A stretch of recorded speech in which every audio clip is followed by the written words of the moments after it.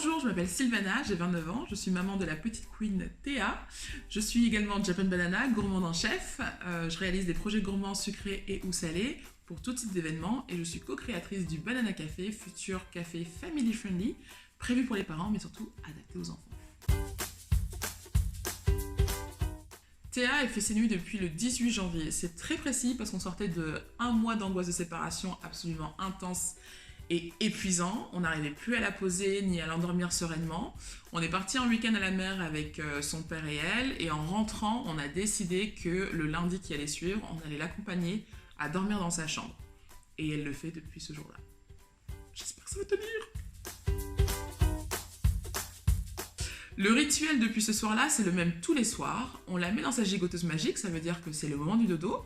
On éteint toutes les lumières, on allume sa petite veilleuse sushi. On dit au revoir à Papa Totoro, Maman Totoro et Bébé Totoro. Et ensuite on dit bonne nuit, un petit cadre qui est affiché dans sa chambre, c'est notre faire-part. On dit bonne nuit maman, bonne nuit papa, bonne nuit bébé Théa. Et quand c'est son moment à elle, bonne nuit bébé Théa. Et on l'embrasse avec son père, on fait une tétée, on la pose dans son lit et bonne nuit.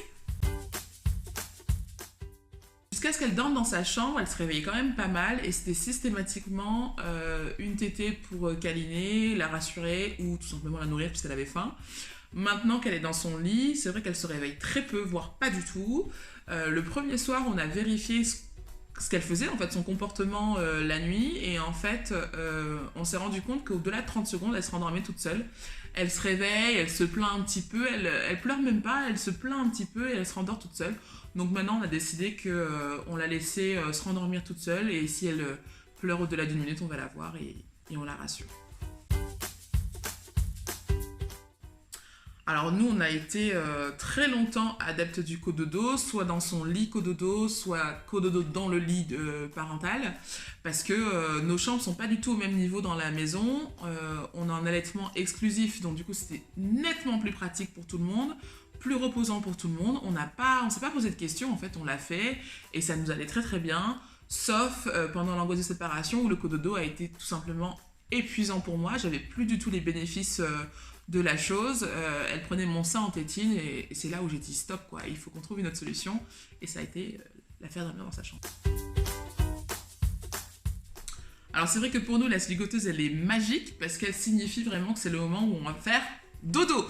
Donc je la mets systématiquement en fin du temps calme ou alors juste avant le rituel du dodo, comme ça vraiment elle rentre dans un mood je suis censée dormir.